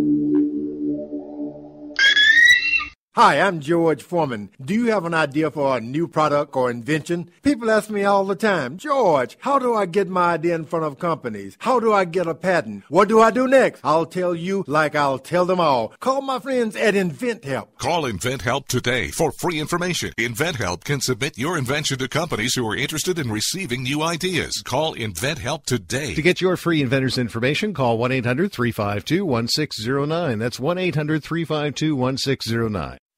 If you want to work until you keel over, have less of everything in retirement, or give back more of your hard-earned money to the stock market again, then just ignore me. But if you'd like to protect the money you save, receive a steady, predictable retirement income, and enjoy financial security for as long as you live, then listen to this. You can download a free report that reveals the wealth-building secrets Wall Street and the banks don't want you to know. You'll learn how you can get guaranteed growth, safety, and real prosperity without risking your money in the Wall Street casino, and how to get the money you need when you need it, simply by asking for it. This is the best way to have a 100% secure retirement, and know your money will last as long as you do. To learn more about this method, and to get your free report, go to 52security.com. That's the number 52security.com. 52security.com. Go to 52security.com. Hurt or injured in a car accident? It can be hard to take the proper legal action after a car accident, but waiting can cost you more. The law requires car accident victims to assert claims promptly. You could lose out by simply waiting. Call 800-709-4667 right now to see what your claim could be worth when handled by a skilled attorney. With a lawyer fighting and speaking up for you, you could be entitled to a big cash award. Call 800-709-4667. That's 800-709-4667. Now it's fast and easy to connect with the legal help you need after your car accident. Call 800-709-4667. The call is free, but you need to act now before time runs out on your claim. You need a lawyer to fight for you, protect you, and get you the compensation you need and deserve. Time's wasting. Call 800-709-4667. That's 800-709-4667. Call now. I considered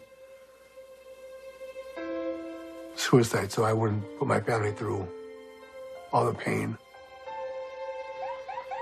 Many of our warriors are returning home from the battlefield, only to face a new war as they struggle with devastating injuries. At Wounded Warrior Project, we understand. We're there to help. Even though you think you're broken, you're not. It's the physical and the emotional healing that Wounded Warrior Project provides. With a gift of just $19 a month, you can join Wounded Warrior Project. You'll help provide critically needed programs and services that rebuild lives. Beautiful. There you go, buddy. The ongoing needs of our wounded and their families will continue for many years to come. Now is the time to show your support. Call now or go online with your gift of just $19 a month, and we'll send you this Wounded Warrior Project blanket. It made me feel that there's people out there that care about us. After this event, we can finally maybe start to heal as a family and move forward. We need your help.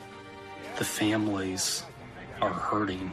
For many of our wounded heroes, the greatest casualty is being forgotten. That's why your gift of just $19 a month is so important. Please call or go online right now.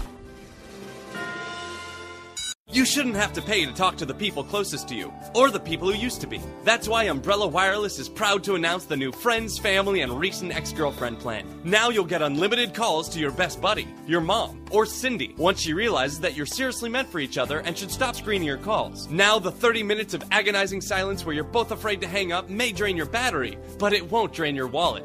And you'll get unlimited calls just to check if she still cares enough to pick up, with no extra charges. With the Friends, Family, and Recent Ex-Girlfriend plan, your phone will automatically answer calls from your ex, because maybe she finally realizes that you're the only one for her and wants to get coffee sometime. Now, after lonely nights of looking at pictures of the road trip you took together when everything was great, your misspelled texts are absolutely free. The only thing you have to pay for is the booze.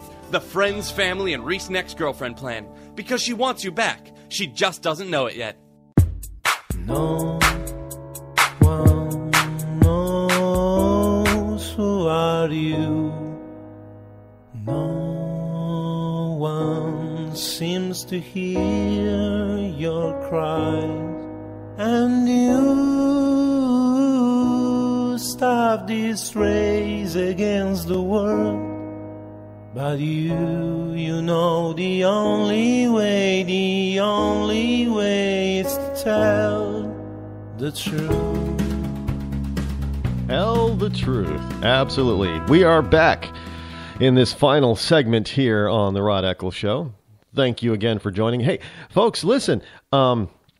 This program, you've heard at the bottom of each of the half hours that you heard 3 different ads. They were new to you. If you've been listening to the show regularly, they were new. Those are real sponsors. And as I have been telling you, that the show is growing. So we actually have now real sponsors who've given us spots to play. So obviously, if I did not think that they were reputable, I would not allow them to be a sponsor of this program. So you can pay attention to them, and if your life situation has a need for one of those 3 new sponsors, please understand and know that they are real, and they're not like the fake ads that we've been paying and the funny stuff and the parody stuff that we've been playing. But those are real, as well as obviously the Wounded Warrior Project. I really believe in the Wounded Warrior Project, and you need to pay attention to that kind of stuff.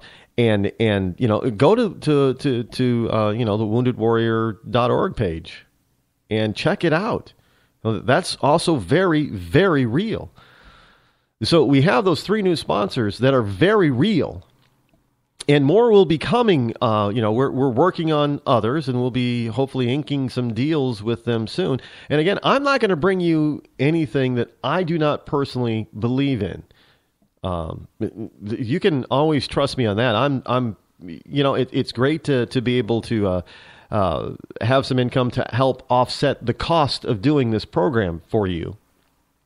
But at the same time, I'm not going to bring you something that I don't believe in. Which is also why stuff that is on my webpage, rodeccles.net, you can also trust that stuff too, because I'm not going to, again, bring you stuff that I don't personally believe in or I haven't checked out. So, it isn't going to be, I'm not going to scam you, unlike some of our political operatives today. And I'm not going to berate you on stuff. I hate that when people look. I'm not gonna mention any names or any programs, but we all know that there's stuff out there on the and I'm going to say mainstream in the mainstream shows and programs that sometimes you actually question whether or not the person or people that are responsible for that particular program actually believe in the products and sponsors of some of those sponsors of their programs. And I'm telling you that I am not going to allow anything that I do not believe in to be a sponsor of this program. Now, on the other hand, understand that those are the bottom of the hour. The top of the hour, you're still hearing the parody ads most of the time. Although if you're hearing this on a different network instead of my own network here on Spreaker, then it is going to be that network's responsibility to check out those sponsors, because they're the ones sponsoring that network. So that network can pay their bills. And I have no problem with that. But I would hope that they also would only put forth sponsors and endorse products and services that they believed in. And hopefully they're just not in it. No. As the program grows and we get more and more networks, I mean, if you look at some of the top, Hannity's on almost nearly 600 stations. Rush is on well over 700 stations, and they can't monitor, what all of those individual stations do, and they're not really responsible for them. So, as I am not responsible for the stations that air this program, but also know that all of the stations and networks that are currently airing this program in syndication, I have, me and my agents have talked to them. We know what they stand for. Excuse me. So you can understand and trust them. And that is something that we will continue to try to do, going forward. That we're not going to willingly allow this program to be put someplace that is going to be disparaging to its listeners or the Constitution of this great land. I'm just not going to do that. I'm not going to allow that. And I will vigorously defend the copyrights of this program so that you can feel protected, in understanding that we're not going to put anything or bring you anything that is fake, phony, false. Now, again, I'm just going to say that you personally need to check out everything yourself because, hey, we all can be scammed, and we all have been scammed at one time or another in our life if we've spent enough, if we've had enough life to live. If you're 18 years old, even if you're 18 years old, you were probably scammed in high school by somebody. So you understand what that's like. And you understand that we're continually being scammed today. I mean, there's scams all over the place. So you have to do your own due diligence, but just understand that there's another layer there from me personally. And if I find out that there's something wrong in any of the sponsorships or networks, I will let you know, and I will do my best to remove them from this program. That's my guarantee. Look, I don't have to say it. I'm an honest. Anybody who does business with me knows that I'm an honest guy. And I try to, even if I make a bad deal, I still honor that deal. That's, a lot of people say that that's rare today. And I'm like, no, that should not be rare. That's the way business used to be done. And it used to be done with a handshake. And your handshake meant your word, and your word was as good as a signed contract. That's the way I do business. I mean, don't get me wrong, I still get contracts, but I expect that when I make a deal with somebody and I shake their hand and they approve that, and if it's virtually, then, I approve the deal and they approve the deal. That's the equivalent to me of shaking a hand, that their word and my word is as good as a contract. In that even if it proves to be negative to me, I will fulfill my word to the fullest and best of my ability. Period. So understand that straight. Because there's a lot of new listeners out there, and they really don't know who I am. I know that there's listeners who've been tracking me and who've been with me since since the very beginning back in 2009.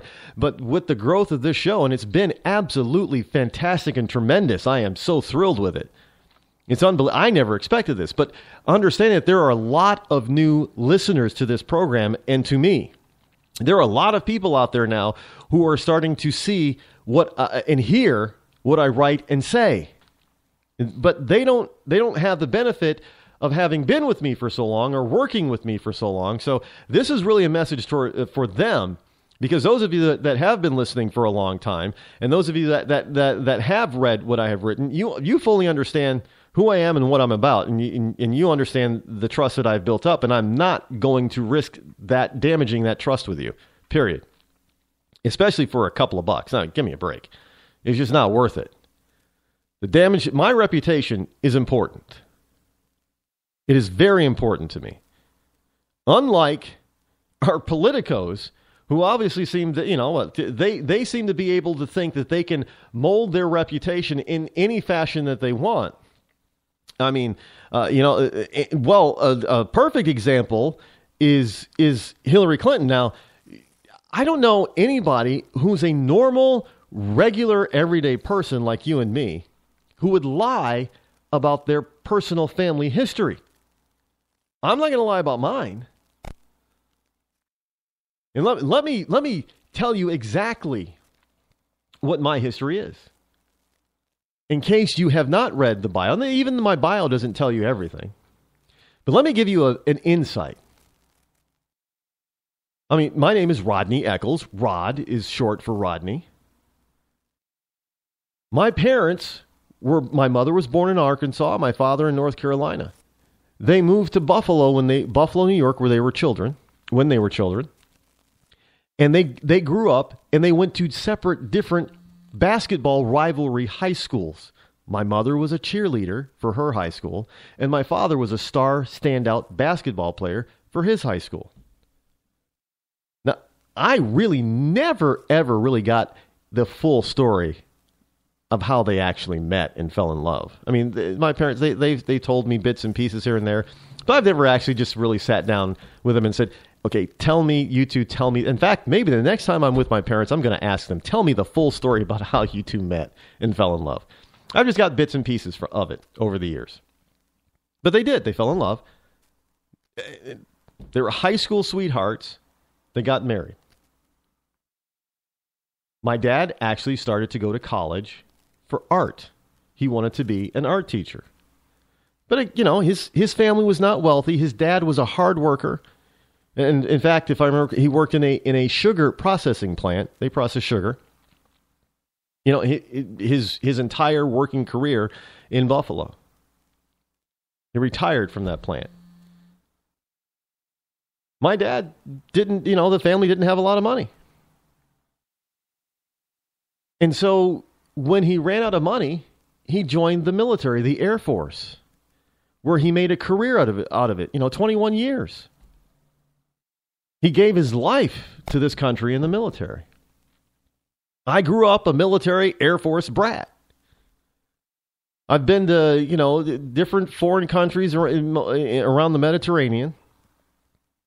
My dad has been to, been to Asia.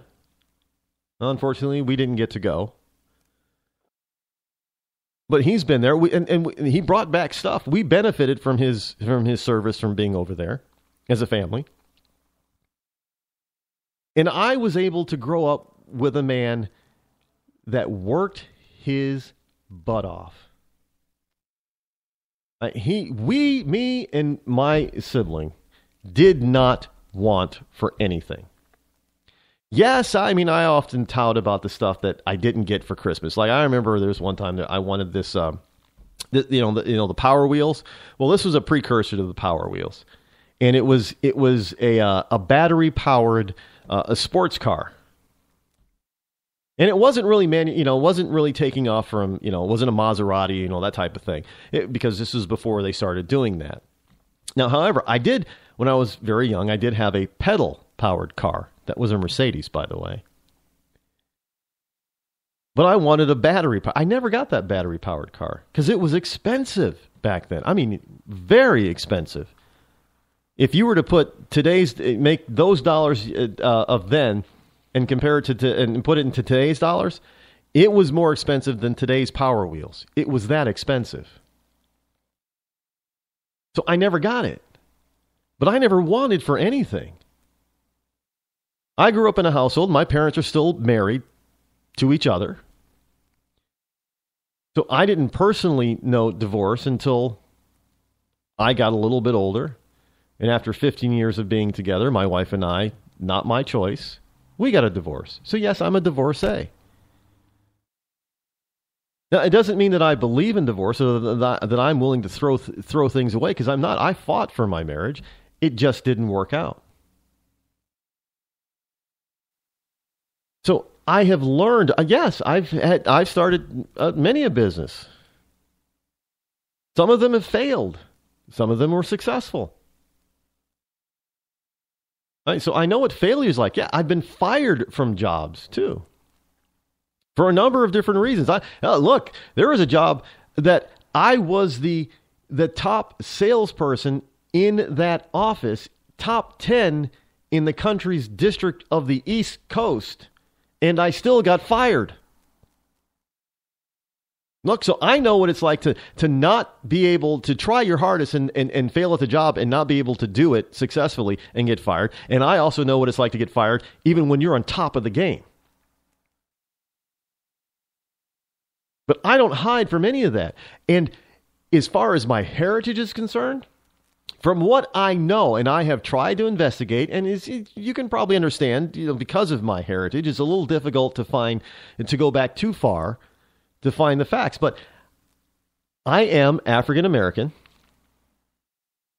and I do believe, and I have not done the DNA test, but I know that there's DNA tests out there that can pinpoint exactly what part of Africa I'm from, but I do believe it's from around Nigeria.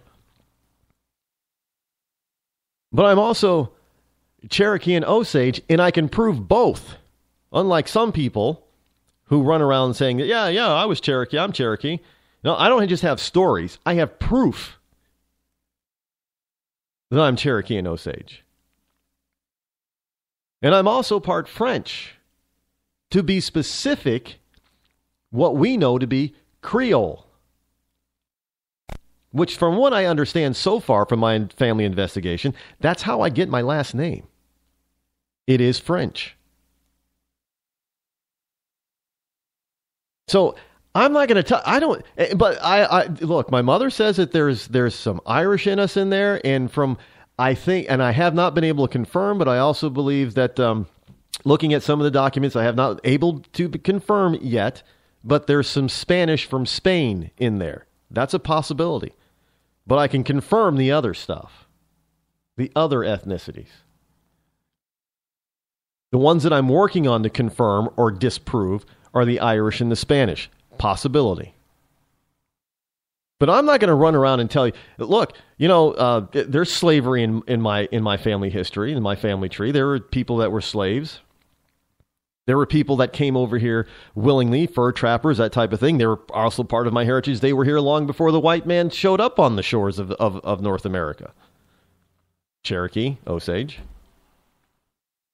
But I'm not going to lie about who my parents are, who my grandparents are, who my great-grandparents are. You got Hillary Clinton out there talking about her grandparents were immigrants, and we know for a fact, based on documentation, that even places like Ancestry.com has come out and said, no, these are Hillary Clinton's grandparents. They were not immigrants. So she lied about her heritage, just like Elizabeth Warren. I don't do that. She's lying. Her marriage is a sham. When was the last time? Where is Bill Clinton right now? Where is Bill Clinton?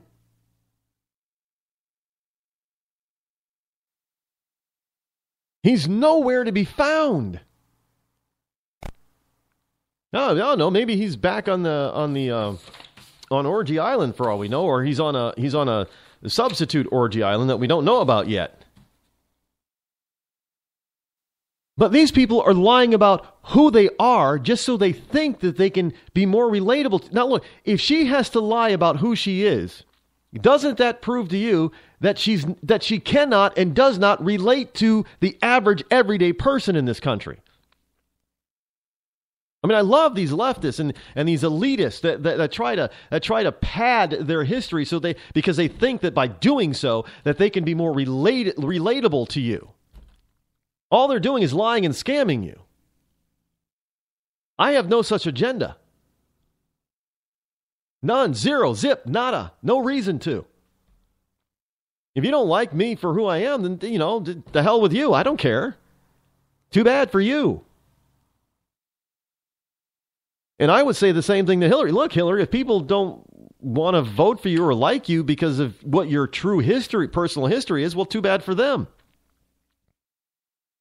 But it makes you look terrible if you have to lie about who you are.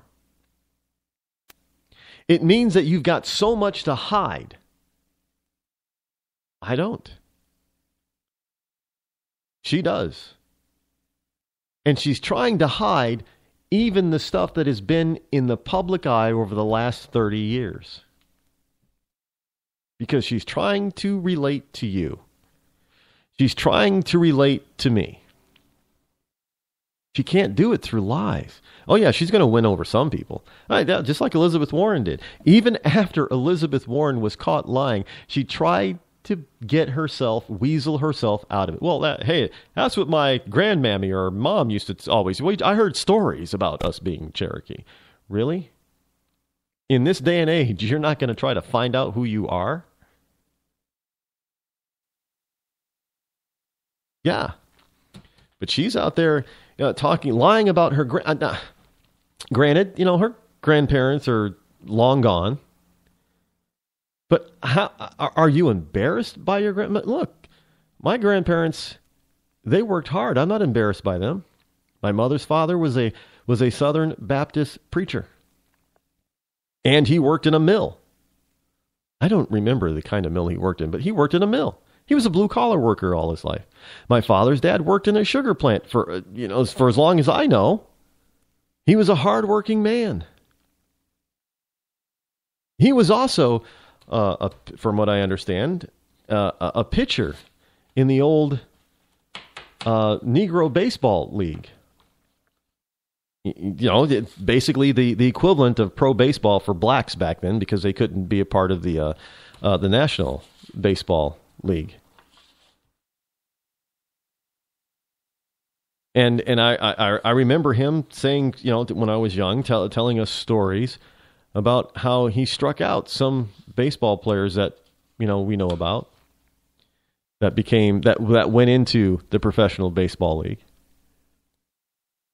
He pitched against some of them, struck them out. He was called Big Jim. My grandfather on my father's side, he was a big man. He was like 6'3", 6'4", humongous hands. He would show us a baseball, and he would be able to just about encompass that baseball with his hand. See, these are stories that I grew up with and people can find out if I'm telling the truth about my grandfather. It's not hard. But they don't think that you're going to find out. Even in this day and age, they think they can still scam you. Hillary Clinton was telling those lies because she thought, and she believed, well, I can just lie to these people because they're never going to find out. And we did. And not only did we find out, but there are so many people that still believe in her. I don't. She's nothing but a scam artist, folks. A scam artist. Plain and simple.